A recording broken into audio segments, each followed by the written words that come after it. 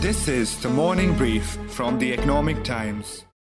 The Narcotics Control Bureau on Monday told the court that no drugs were found on Aryan Khan, Shah Rukh Khan's son, who was arrested in connection with the Mumbai cruise drug case on Sunday. The investigating officer, while seeking Aryan Khan's further custody, admitted that no illegal drugs were recovered from Aryan Khan. Breaking, Riya Chakravarti has now been arrested by the Narcotics Control Bureau. See, the charges, as we earlier also pointed out, that harboring narcotics and procurement of narcotics, facilitating the procurement of narcotic drugs, that is what she is being booked for. Sources have told India Today that actor Deepika Padukone's name is now surfaced in the drug links case. In a chat accessed by India Today between Deepika Padukone and her manager Karishma, Deepika sought mal or hash. Now, a massive haul of drugs worth 21,000 crore rupees seized from Gujarat's Mundra port.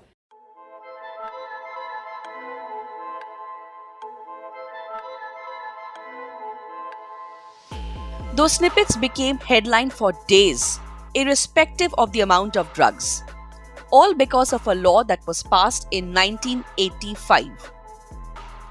This law is called the Narcotic Drugs and Psychotropic Substances Act, or the NDPS Act, which prohibits manufacturing, trade, use of drugs in any form except for medical or scientific purposes.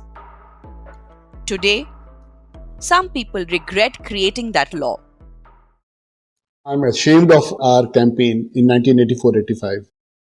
That is Dr. Rajesh Kumar, who had signed a petition in 1984 asking for strict laws to curb drug abuse in India. A push from Western countries attempting to keep their streets clean, and many in India like Rajesh rallied for harsher laws that gave birth to the NDPS Act. Now, more than 2 decades later, when thousands are languishing in jails, many like Rajesh are appealing that the very same NDPS Act be amended so that it does not victimize the user. However, this is in direct contrast to the government mulling stricter punishments to plug drug abuse in India. Now, in a country where certain substances are part of some cultures and openly consumed in festivals, can a universal law be implemented? Or what is the difference between decriminalization and legalization of drugs?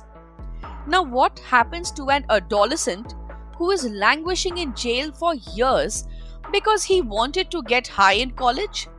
And finally, how can we make our society more inclusive than shun and victimize those who have abused substance in various quantities?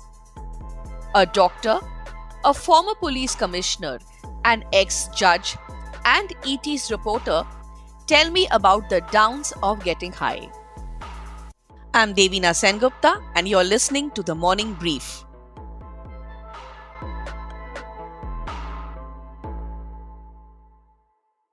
Today, Dr. Rajesh is the Executive Director at Society for Promotion of Youth and Masses and closely works with victims of substance abuse. His outlook towards dealing with the end user of a drug or opioid of any form has definitely changed since 1984. As per the Government of India data, around 5 crore people, those who are dependent and they need treatment today, not tomorrow. So that is one. And if 5 crore people are dependent, then where we send them? Should we send them to jail, or we have to be very realistic that they need to be provided treatment and they have to be brought into the ambit of the entire health system, where the treatment, rehabilitation and recovery should be ensured even by the law. He alleges that only certain parts of the Act are implemented, whereas treatment options for those with smaller quantities of drugs are often ignored by the courts. Doctor, you were one of the people who did lobby for this NDPS Act, right, in the 1980s? And now you say you are ashamed that you ever lobbied for it. What made you change your mind? I mean, what happened? Drug dealer should be in jail, not the drug user. We have to take this individual to treatment program, not to jail. Unfortunately, in last 20-25 years, things have changed so much that we feel very uncomfortable. And the global players, for example, 1985 NDPS Act, where we had a big pressure from Western lobby, and they said that criminalize everything. And now they have decriminalized in their countries, and we are still continuing. It is like 377 in a new avatar.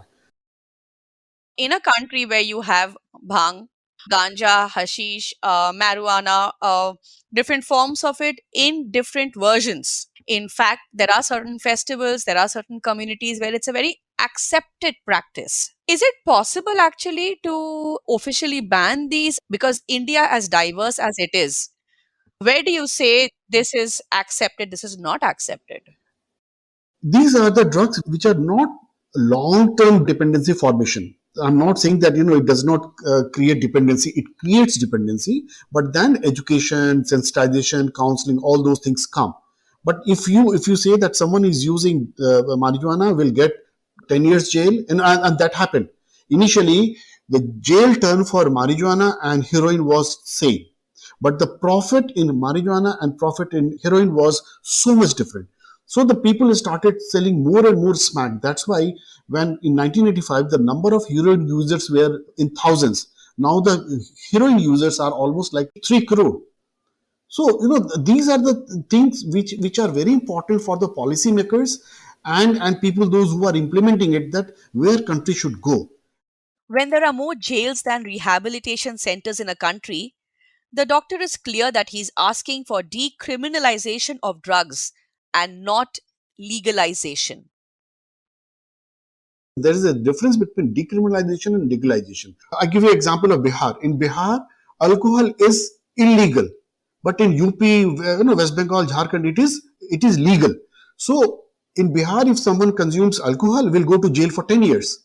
So legalization and decriminalization, these are two different things.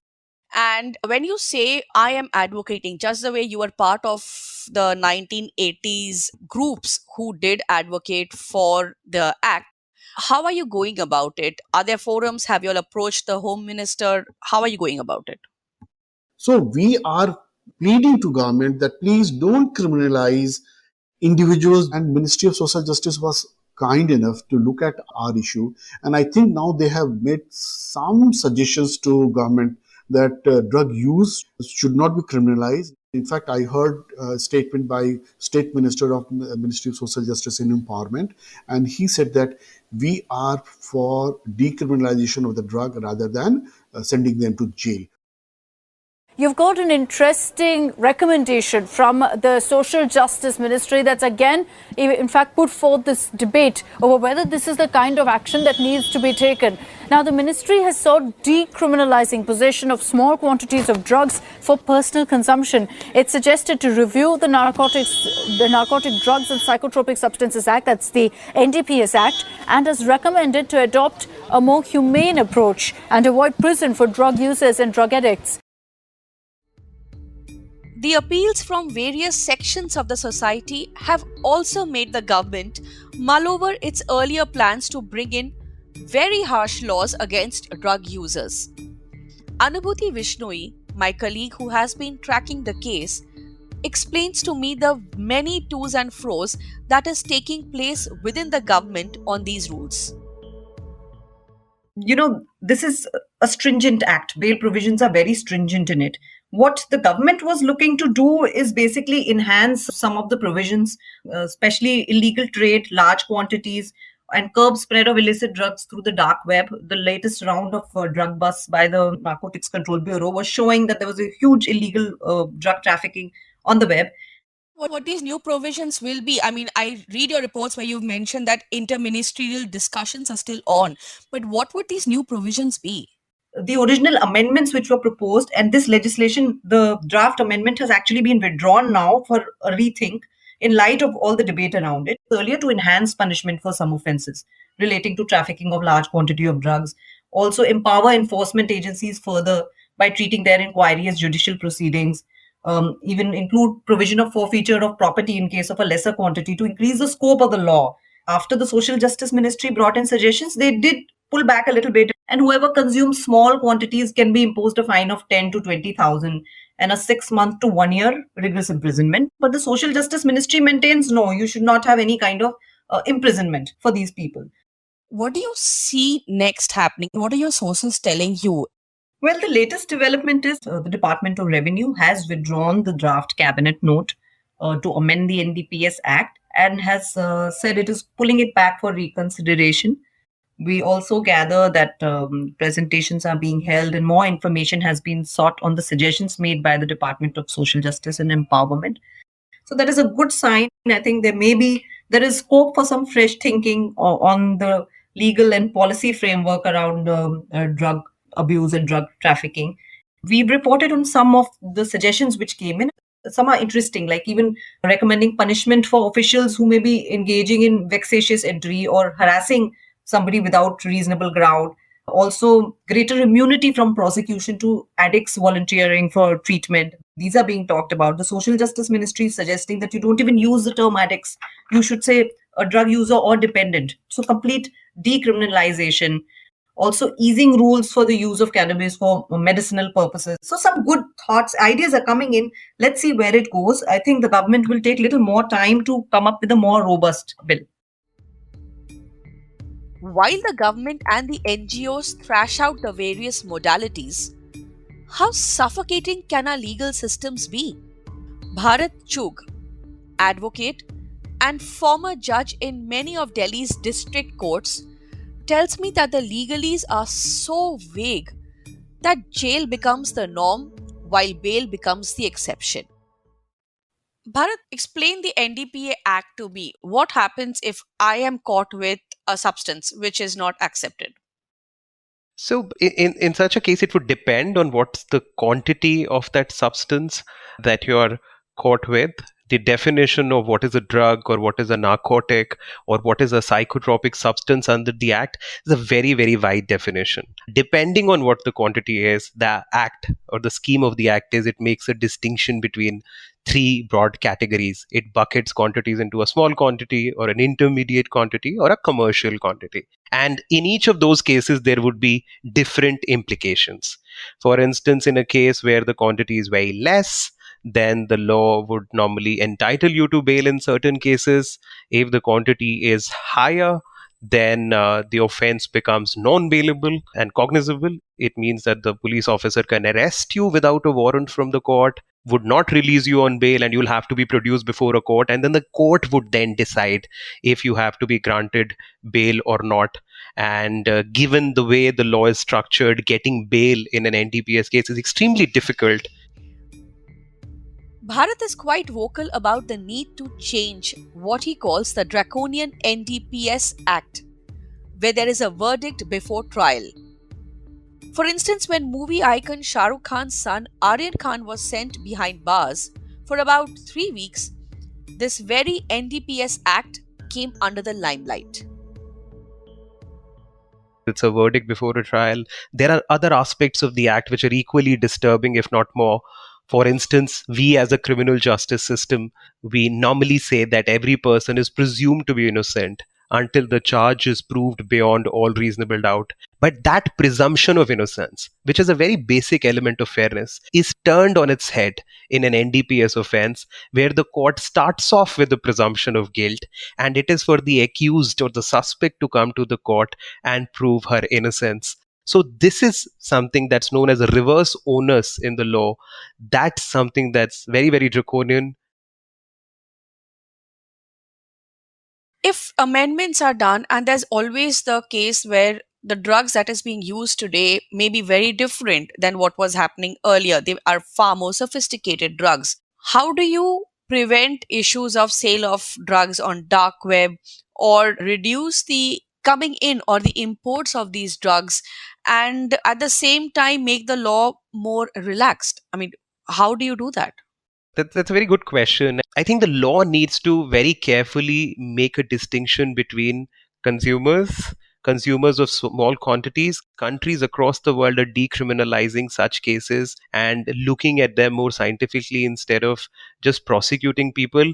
For instance, simple things like having better regulation at the customs, better regulation in terms of the dark web, or the use of cryptocurrency that may finance such a thing. All of that becomes important, and if that is done, then the focus again should shift to the producers and the manufacturers and not the end users. It's interesting that you bring in the word cryptocurrency right now. So, therefore, cryptocurrency could be a way to understand where the sudden money is used. So there's again a need for us to regulate that aspect also. For instance, if cryptocurrency is strictly regulated in terms of KYCs and so on, at least you'll have some broad sense of the usage of a particular currency, and that may take care of the supply side. In that sense, the law again, or even on cryptocurrency, leaves a lot to be desired. How long does it take for their bails to come in? I mean, if they have access to the bail amount, are they languishing in jail for months? Absolutely. I used to go to jails to actually see how many under trials are languishing there for want of bail. And there's hundreds and thousands of people out there who do not have proper representation. There are some people who do not know that they can apply for bail. Then there are people who've been granted bail by the courts, but they are not able to furnish the bail amount. And given the nature of the law, where the denial of the bail is the rule and bail is the exception, which is totally opposite to how it works elsewhere. Because of that, then you may, in terms of timelines, this can take years and years. We've seen NDPS trials going on for a decade, and the person at the end of the trial may very well be acquitted. But then again, you've stayed in for the entirety of that period, and in that sense, the process itself becomes the biggest punishment. And while Bharat and I were talking from Delhi and Mumbai, the legal loopholes faced in smaller towns and villages can absolutely ruin lives. The facilities and infrastructure is absolutely dismal there. People don't have basic healthcare facilities for ordinary health issues, and I think no personal experience, of course, with how the de-addiction facilities are elsewhere in the country, but safe to assume that they wouldn't be there. We have heard the legal and the humanitarian aspects that the government is expected to look into. But what about the police and the Narcotics Bureau, who are held responsible for keeping an eye on the dark web and our porous borders? Do their efforts go in vain when they catch a substance user but are hauled up for letting the larger fish slip past? Neeraj Kumar, former Delhi Police Commissioner, chalks out the drug routes and difficult tasks cut out for the men in uniform. The origin of these drugs are mostly overseas. They come from, either the Golden Crescent, which is Pakistan and Afghanistan, or the Golden Triangle to the eastern part of India, which is Myanmar, Laos, and Thailand. And we are caught in between. Of course, there is a small player in the shape of Nepal as well. And not to forget some of our own territories in India where very high quality of cannabis is grown. So, given this scenario, what happens is that we get hold of an intermediary, we catch hold of the next and then the next steamer, but unfortunately, we are not able to go to the source. How do you think the police force can change its modus operandi when it comes to drug menace? That's a very good question. In fact, we have also done operations where we have had what are called controlled deliveries. Controlled deliveries are that you know that drugs are being supplied from one source to a certain destination. We catch hold of some intermediary and we tell the intermediary that we know that you are in this business and we have the option of booking you, but we are giving you an opportunity by letting you go ahead with your supplies. We will turn a blind eye to what you are doing, provided you tip us off at the right moment of delivery so that we are able to catch hold of the person who is receiving the supplies. And we have tried to work out the entire chain. How frustrating is it for the police forces and the various task forces who are given the responsibility of managing or curtailing drug abuse? And at the same time, there are bail options or there are different series of punishments, because you don't want to just penalize someone for a, let's say, comparatively smaller charge. But at the same time, you are held responsible to curtail it as well. How challenging is that? It is challenging because if there are rave parties, happening all around, then you are to blame. If every second Bollywood party in Mumbai, for instance, drugs are being served freely, it doesn't reflect very well on the Mumbai police or the Mumbai NCB or the anti-drug squad of Mumbai. So, and at the same time, if you lay your hands on these high-profile drug users, then you imagine what kind of media backlash or public backlash happens. Yes, high-profile parties, etc., is different. But how do the police force again stop it from being used in communities? It's very accepted. Yes, the frank answer to that question is that in so many places we turn a blind eye. For instance, on the streets of Varanasi, or say even in Ujjain, or even say in Manali, people turn a blind eye. It is the choice of the people. I remember I was DGP of Goa in 2006-07, and the order of the day. And when I realized that it was happening, I said, I will not allow this. And I went after these rave parties systematically. And believe it or not, in a matter of about 6 months or so, the rave parties stopped. It came to a point where MLAs came to me and said, okay, you are not allowing the rave parties. I'm going to have them in my farmhouse and let's see how you stop them. That was a challenge thrown at me. I said, okay, you try and hold it and I'll see what I can do. So I never went to their farmhouse. All I did was put up a picket a little away, a police picket, and started checking the people who were going for the party. And I started checking their passports and they all ran away. The party never happened. And there were accusations that, the present DGP has hurt the tourism industry of Goa and so on and so forth. So what I'm trying to say, that the people who are in charge, they have to take a call whether we should allow this or we should not allow this. Whether we should allow the tourism sector to be hit or not hit. Whether we are going to take on the politicians who are behind these rackets or not. It is a personal choice. After all, this was happening even before me. And people turned a blind eye that, Goa, rave parties in Goa, it's the done thing.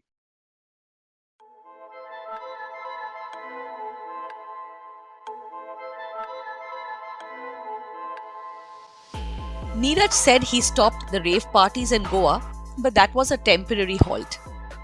As drugs get more sophisticated, at what point can we say with surety that a more humane approach and not harsher penalty will be the deterrent? And while lawmakers, politicians, social reformers fight over the correct measures, do spare a thought for those thousands behind bars who probably have forgotten at what stage did they cross over from being a mere user to a supplier or a mule to an accomplice. Because only very few can manage to step out of the prison gates. This is a hero's welcome. There are so many people who've gathered, media frenzy, paparazzi, fans, the sound of drums. So there's a traffic jam in Bandra outside Shah Rukh Khan's home. This is Aryan Khan returns home after 28 days in jail.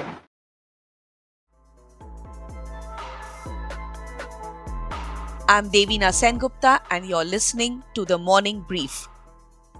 Bhavya Dilip Kumar is the creative editor for the episode. The sound edits were done by Swati Joshi and the episode was produced by Saundarya Jayachandran. I hope you enjoyed listening to the episode. Do send in your feedback to The Morning Brief at timesgroup.com and share the episode on your social media networks. The Morning Brief airs every Tuesday, Thursday and Friday. Thank you for listening and have a nice day ahead. Credits for all external clips used in this episode have been mentioned in the episode description and belong to their respective owners.